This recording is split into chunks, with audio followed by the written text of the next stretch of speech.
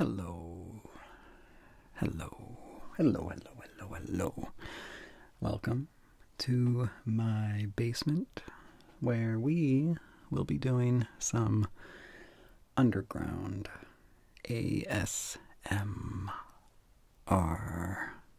So, this is actually a part 2 of my 1 year of fatherhood.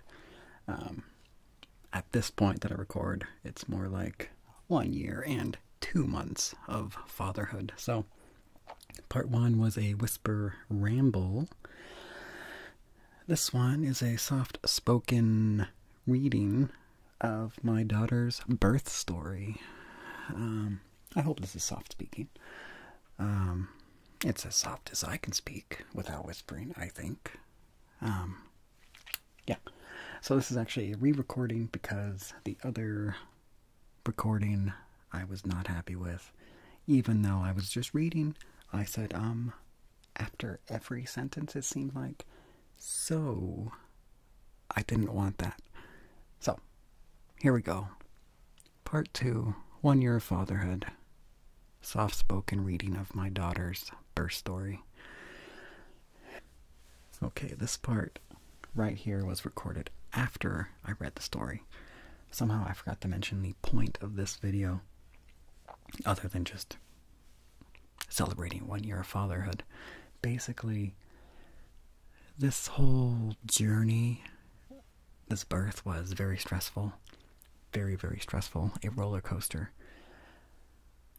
I'm hoping this can alleviate any fears, alleviate any stresses you may have if you're expecting a baby.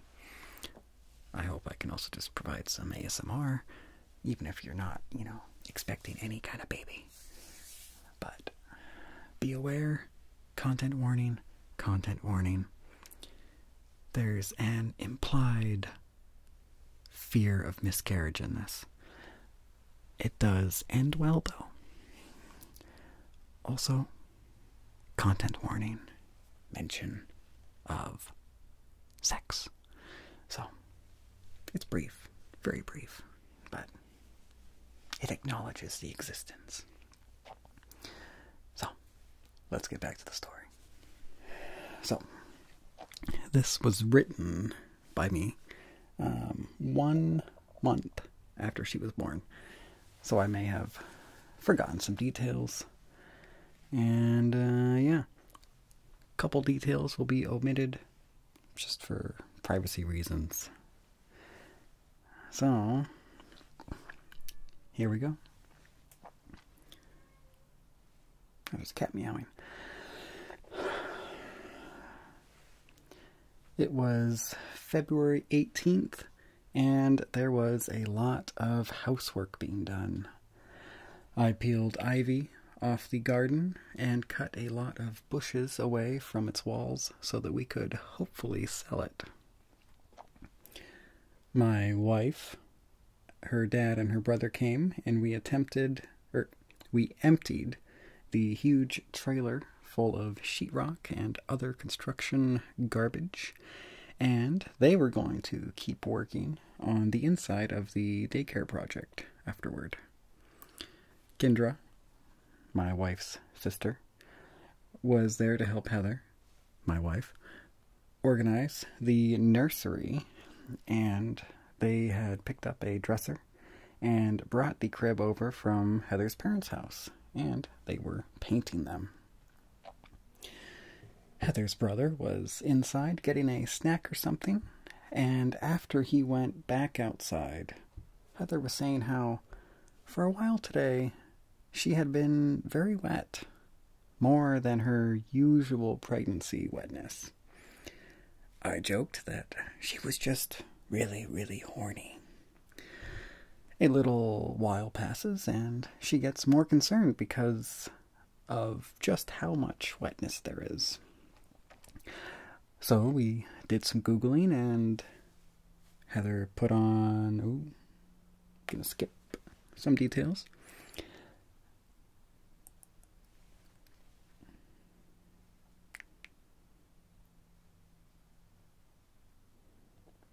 So Heather called the after-hours clinic for the women's clinic that she had been going to. She described what was going on, and when she hung up, she told me to pack a bag. We're going to the hospital, and they will determine if her water broke or if this is just normal discharge. Kendra said that she would take care of our house and our animals. That was very nice. We hadn't had a go bag packed yet. That was, one of the things on our to-do list. So I just started packing clothes, snacks, phone chargers, etc. Then I looked on the internet about what should go in a go bag, and I pretty much had everything that was suggested. While packing, it felt like we were in a cloud. It didn't feel very fearful. I think all the adrenaline just made it exciting, and we just knew that we had to get these things done. By the end of packing, Heather's brother and her dad came in, and they were quietly watching. Heather started to cry a little bit. Everyone hugged, and we drove to the hospital. It was after 8 p.m., and we went to the main entrance, and Heather told them that she called earlier and was told to come. They asked if she wanted a wheelchair, and she accepted. I, for some reason, thought that she was being too needy, but there was indeed a lot of walking involved, so it's good that she got the wheelchair. They gave us a paper of written directions on how to get to the family center desk. I pushed Heather down the long corridors with several bags on the handles of the wheelchair. The wheelchair rolled very smoothly. I was very, very impressed with how smoothly this thing rolled. We came around a corner and saw an elevator labeled something like Family Center Elevators. And we went in and went up one floor. That was the only floor available to us. And it took us to this tiny, tiny hallway that just led to an exit, and then a locked door that went back down to where we were. The elevator had big windows, and the hallway was also just a big window, so we could see that the locked door led to stairs back to where we came from. And then we noticed that if we had just rounded the corner a little bit more, we would have seen the correct desk instead of going into the elevator. But the elevator wouldn't let us go back down without a key card, so we were stuck. So we went out the exit and didn't know where we were. We were in some small courtyard with trees and plants. We went toward the first door we saw, and it was locked. Luckily, a nurse saw us and let us in, saying, "Looks like someone's having a baby." We really wanted to say, no, we're trying not to have a baby, because this was over 2 months early. But we didn't say that. So we go back down and go to the correct place. We found out later that Heather's mom also made the same mistake that we did and got stuck outside. Only no one let her back in, so she had to find a different way out of the courtyard and then back into the building. So we go into a little room with the bed and one tiny chair, and they talk to us about if the water broke, then the goal is to keep the baby in longer.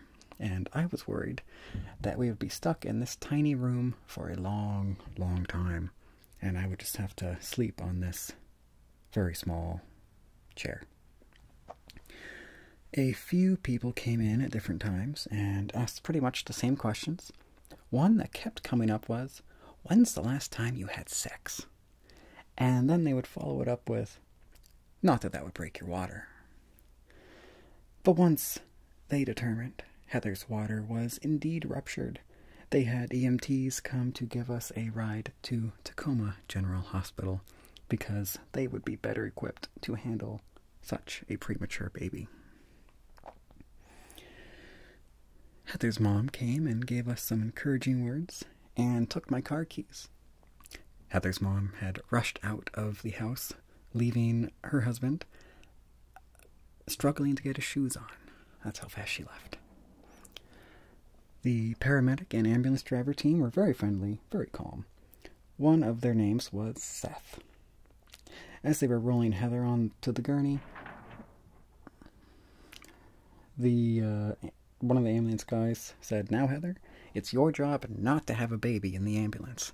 Do you think you can handle that?" Coincidentally, that is my job too. While riding in the ambulance, Heather suddenly had the need to give our baby a name. There was a lot of background noise, so I couldn't hear her, but she said our top 2 name ideas to herself. Evelyn was one of them, and Juniper was the other one. And then she got my attention and told me that she decided on Juniper, which was my name choice. Very proud of that. Our room was much bigger than I expected. It had its own bathroom, a couch that folds out into a bed, and it had a big window that had a decent view of some old buildings and an arboretum. Just a big old park. Looked really cool. Heather was put on bed rest and was told that the goal was to keep the baby in as long as possible. It was my understanding that they were hoping for at least a week, but the best outcome would be until Juniper reached 34 weeks gestational age. At this time, she was only 29 weeks. I called work and I explained the situation and told them I wouldn't be able to come in the next day. I was very stressed about what I would do if we stayed in the hospital for weeks. Should I go to work? Or should I stay there and take care of Heather? How suddenly would Juniper be born once she was on the way? They had Heather on an IV of magnesium to help protect Juniper's brain if she was born early. And I think that the magnesium was supposed to delay going into labor also. She had started to feel some small contractions. Most were very small, but some were much more noticeable, and that was concerning. The magnesium at first made her feel very flush and hot, and then she would get very, very nauseous and throw up. I couldn't find the expandable throw-up bags. They turned out to be right behind my head on the wall. And Heather pointed to an area. She had throw up in her mouth at this point. And she was holding it in. And I was like, no, that's a soap dispenser. But she was actually pointing to the garbage can. I brought it over real quick and she threw up in it. A lot. All of her dinner. There was a menu of meals divided into breakfast, lunch, and dinner. The nurse suggested ordering a lot of food and sharing it with me. But since Heather is diabetic, they had her on a limited carb diet. So we could barely get any food. Like, not even enough to really make her feel full.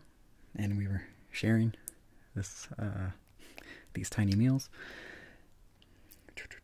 The toasted cheese sandwich she got was one of the least toasted ones I had ever seen. But it tasted good. She ate half and I ate the other. Each subsequent sandwich she got in the next couple days was somehow even less toasted. Somehow. Overnight, they had Heather hooked up to a device that monitors Juniper's heart rate, and we could hear it beating all night, which was nice. Yeah, I'm not really sure what that device was called, but basically it seemed like a microphone, and it would just play the heartbeat on speakers. So that was interesting.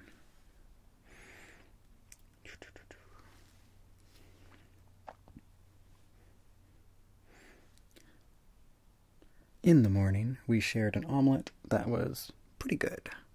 The coffee was very bland, and there was no creamer and only one little pack of sugar. But I drank it anyway. We ordered more for lunch and asked for creamer and sugar. It was better, but still not good. The next coffee, we asked for a few creamers and a few sugars, but none came with it, and the coffee was even worse. I was getting pretty hungry at this point, just eating some of Heather's food and a few snacks. On TV was Crikey, It's the Irwins, which was a nice show. They took Heather off of the magnesium, so she was feeling a lot better. By this point, she lost a lot of her amniotic fluid, and her stomach was a lot smaller than it was the previous day. We were told that, in general, patients are only allowed one visitor in a 24-hour period, and depending on the time of day, the nurse didn't know if I would be let back in if I left. So, after 2 nights in the hospital, I was going to wake up early, and Heather's mom was going to come and take my place. And I was going to come back the next morning.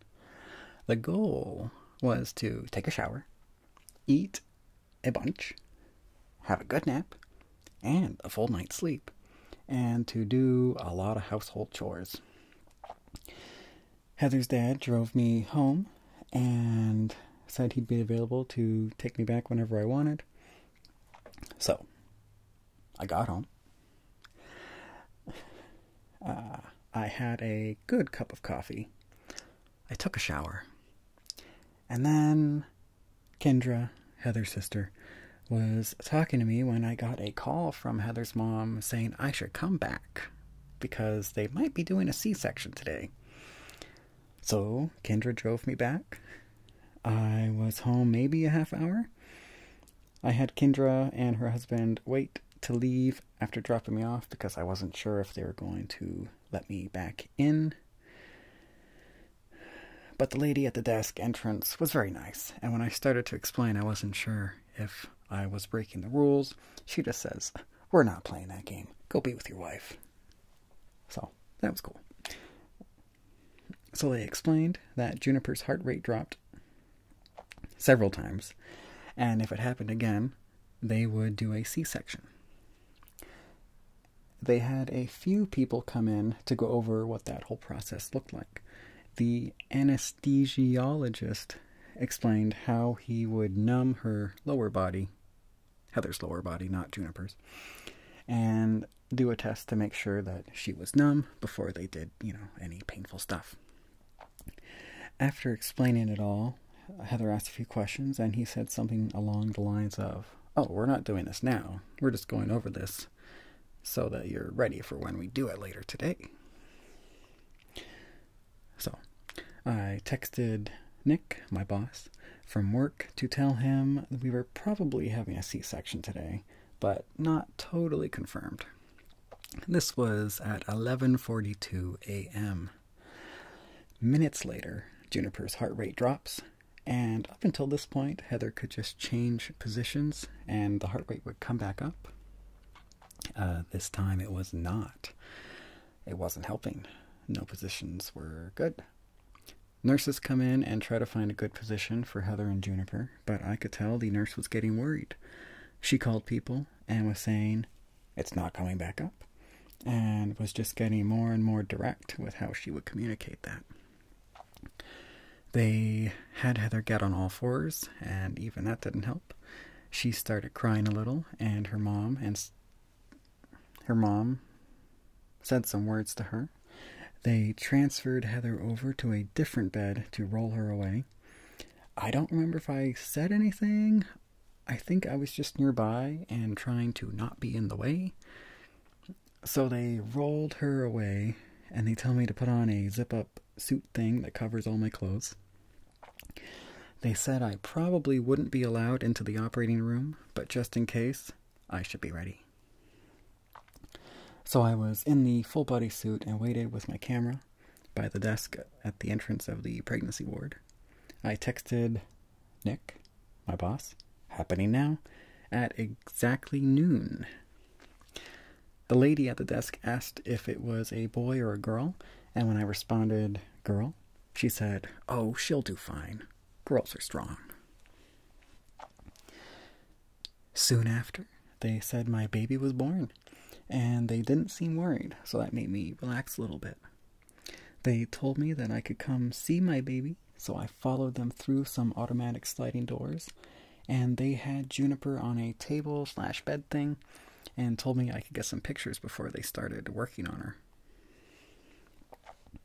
So that also kind of relaxed me a little bit. Things weren't totally chaotic. They were laid back enough to let me take pictures. There were signs in the hallways saying how everyone needed to scrub their hands for 3 minutes before entering. But they didn't make me do this. And when I touched her hand for the first time, I was worried that I was going to give her some kind of sickness. So that was stressful. Her little squeeze of my finger was very cool. They had her body in this plastic bag, not her head, just her body and limbs, to keep her skin protected and warm, kind of like a little greenhouse, I think. I lost my spot. I was really amazed with how good she looked. She had a lot of hair and looked actually like a pretty plump, healthy baby, even being so early. She was also very red. When I look back at pictures, I'm surprised every time, like, oh, wow, she was really, really red. But, never mind. Different story.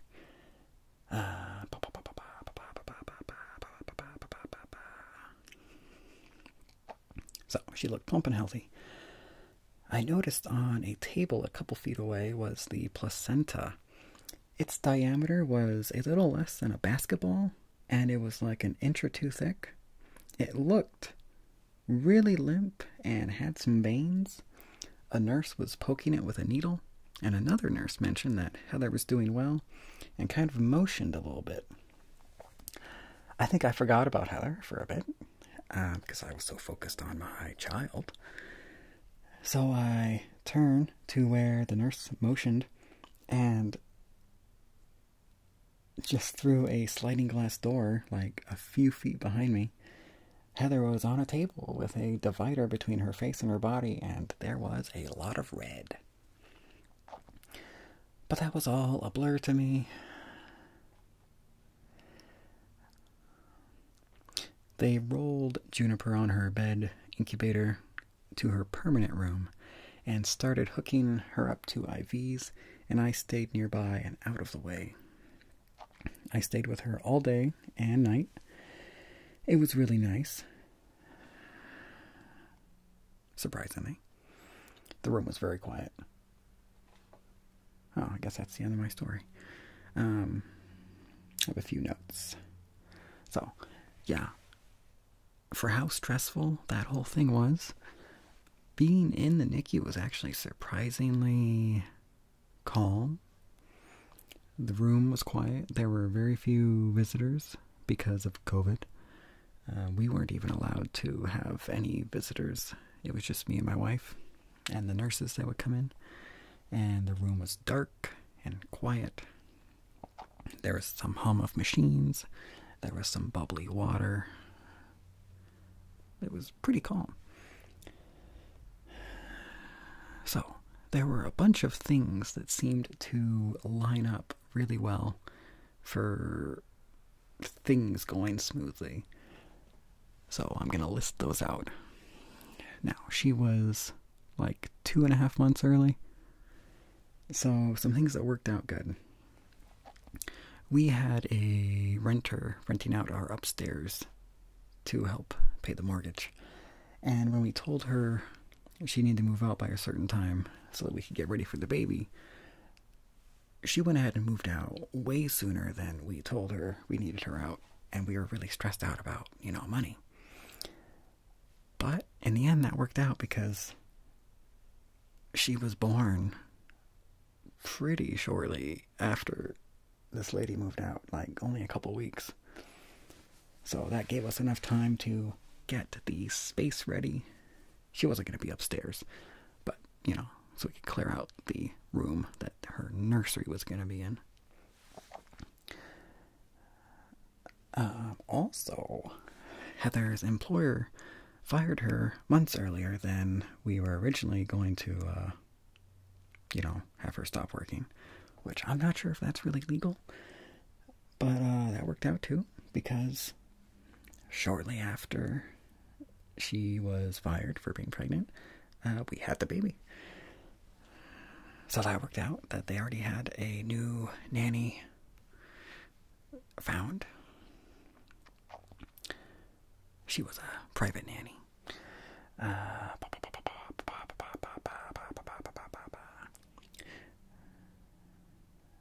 So, up until the last week, at all of her appointments, Juniper was like in the 50th percentile for like size.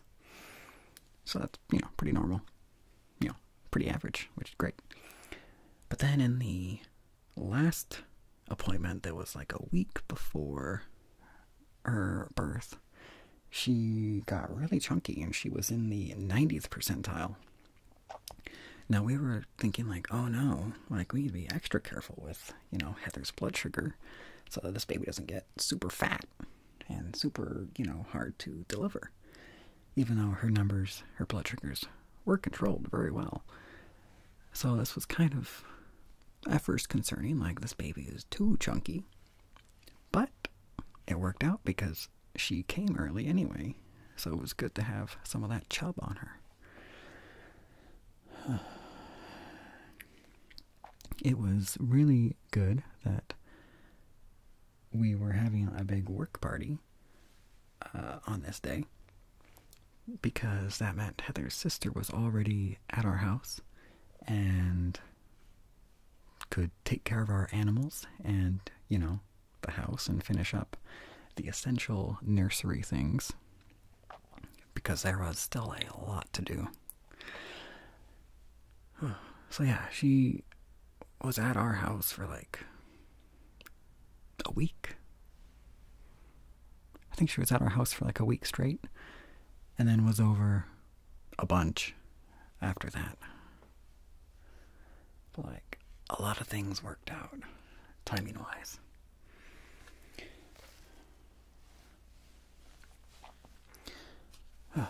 Well, I hope you enjoyed this soft-spoken reading. I hope this turns out way better than my first attempt. I feel like by now my voice has kind of leveled out. Because when I first started recording this, I think my voice kept kind of cracking.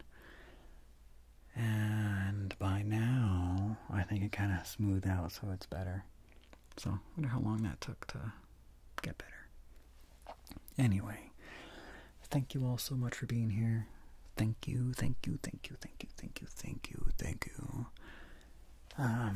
I hope that if you are expecting a baby and you're stressed out about it, I hope that kind of relieves you a little bit, because it was quite a roller coaster. But medical technology and hospitals, they're really good. So, yeah, like, things can work out, even when your baby's really, really early. So I hope I alleviated some stress. Anyway, thank you, thank you, thank you, thank you, thank you, thank you.